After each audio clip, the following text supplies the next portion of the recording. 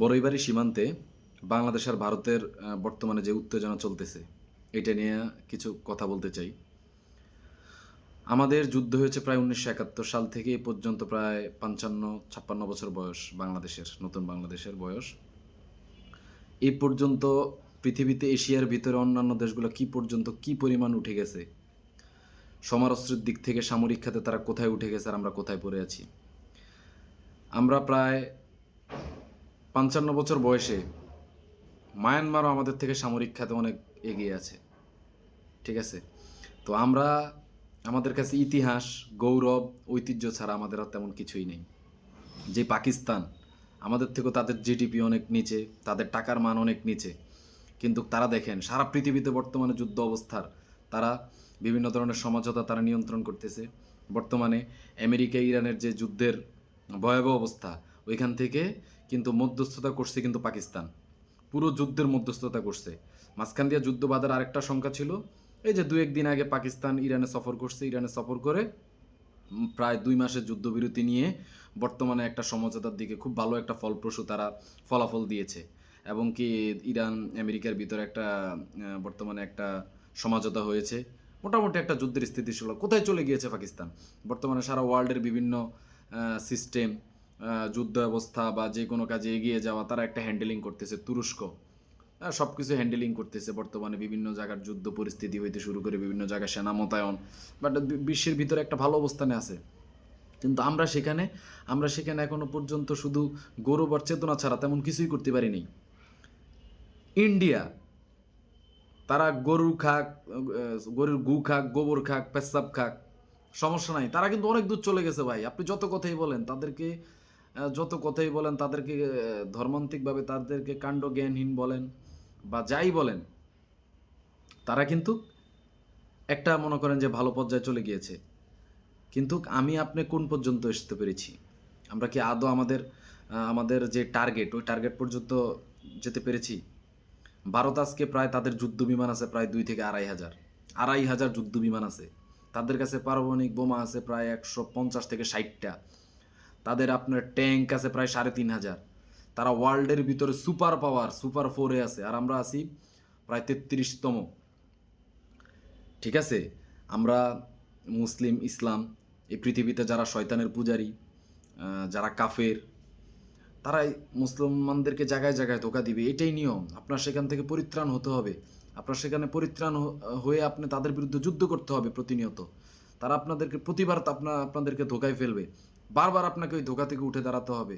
ওদের বিরুদ্ধে রুখে দাঁড়াতে হবে। আপনার যা আছে তাই নিয়ে। কিন্তু তাই বলে দিনের পর দিন এই দেশে দুর্নীতি করতে করতে করতে করতে একটা পর্যায়ে দেশটাকে তলানিতে নিয়ে গেছেন আপনারা। এটা কিভাবে সম্ভব ভাই? এই যে ডে বাই ডে ভারতের এবার নির্বাচনের পরে আপনারা বুঝতে পারতেছেন না, ভারতের রাজনীতিটা তারা পলিটিক্স এমনভাবে তারা তৈরি করতেছে যে বাংলাদেশের সাথে আজ হোক কাল হোক তাদের টার্গেট হচ্ছে তারা যেই ফুল ইন্ডিয়া ভারত মহাভারত তারা এটারে সেট আপ করবে। তারা বাংলাদেশ সহ তারা পূর্ব বাংলা তারা এটারে বঙ্গ মনে করে, তারা বাংলাদেশকে তারা একটা রাজ্য মনে করে।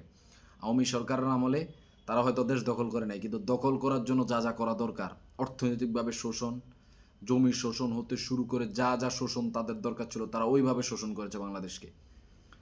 ঠিক আছে? তো এর থেকে যখনই আমরা একটু পরিত্রাণ হয়েছি, দেশের একটা পরিবর্তন ঘটেছে, ঠিক তখনই তারা আমাদেরকে বিভিন্নভাবে ডিস্টার্ব করা শুরু করছে। তারা আমাদেরকে ভিসা বন্ধ করে দিয়েছে, চিকিৎসা খাত বন্ধ করে দিয়েছে, আমদানি রপ্তানিতে ঝামেলা করতেছে। তারা বর্তমানে বর্ডারে ঝামেলা করতেছে ডে বাই ডে। আপনি কি মনে করেন এটা এখানেই শেষ? না, এটা এখানেই শেষ না। বিজেপি সরকার যখন ক্ষমতায় এসেছে, তারা ওইরকম ফুল টার্গেট নিয়ে তারা ক্ষমতায় এসেছে। তাদের মূল টার্গেট, তারা বর্ডারে কাঁটাতারে বেড়া দিবে। যখন বাংলাদেশ এই কাঁটাতারে বেড়া সরাতে যাবে বা প্রতিবাদ করতে যাবে, তখনই ঝামেলা বাঁধবে ভাই। খুব শীঘ্রই একটা ঝামেলা বাঁধবে ইন্ডিয়ার সাথে। সেখানে আমি মনে করি ইউনূস সরকার যেই চুক্তিগুলো করে গিয়েছে, প্রায় পাকিস্তানের থেকে ৪০-৪৫টা যে 17 থান্ডার যে বিমানটা অর্ডার করছে ওইটা, তারপরে আপনার চীন থেকে যে জেট-এনসি যেটা অর্ডার করছে প্রায় ২০-৩০টার মতো, এগুলা খুব তাড়াতাড়ি দেশে নিয়ে আসতে হবে। দেশের মিসাইল ব্যবস্থা, দূরপাল্লার যে মিসাইল ব্যবস্থা, এগুলো নিয়ে কাজ করতে হবে। কীভাবে পরমাণুতে আরও আমরা এগিয়ে যেতে পারি, নিউক্লিয়ার ওয়েপন্স অস্ত্র তৈরি করার জন্য সেগুলোতে এগিয়ে যেতে হবে। এই ক্ষেত্রে যা যা দরকার হয় ভাই, ভাত খাওয়ার দরকার নেই বাঙালিদের। আপনি আরও ট্যাক্স বসান।